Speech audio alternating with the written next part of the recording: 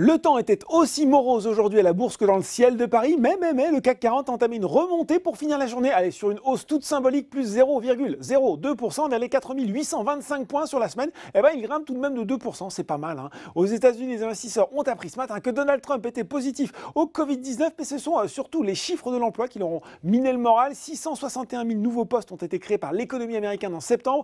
Quand on en espérait au moins 750 000, le taux de chômage redescend lui à 7,9%, ça c'est mieux que prévu. Après 8,4% en août, le Dow Jones se replie de 0,48% à 17h45 vers les 27 684 points et le Nasdaq de 1,3% vers les 11 178 points. Si on commence pour une fois par les valeurs en baisse sur le marché français, eh bien Elior n'était à nouveau pas dans son assiette aujourd'hui. Le titre du groupe de restauration collective souffre du rebond de l'épidémie de Covid-19 et de possibles nouvelles mesures de restriction en France. Elior France a d'ailleurs annoncé un projet de plan de sauvegarde de l'emploi au sein de son activité restauration collective en entreprise, avec la suppression prévue de près de 2000 postes. Derrière, Korian pâtit de l'annonce d'une augmentation de capital de 400 millions d'euros, une opération destinée à financer l'acquisition d'Initial, le numéro 3 du secteur privé de la psychiatrie en France.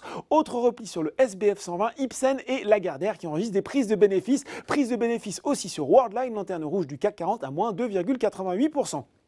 Du côté des hausses, cette fois, Tarkett signe une nouvelle belle séance de progression après le plus 27% de mardi.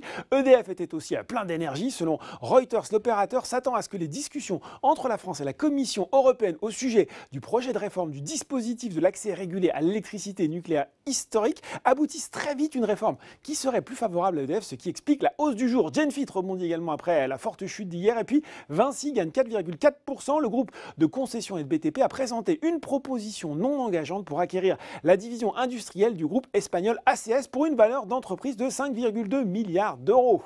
Voilà, c'est tout pour ce soir. Maintenant, n'oubliez pas tout le reste de l'actu éco et finance. Et sur Boursorama, très bon week-end.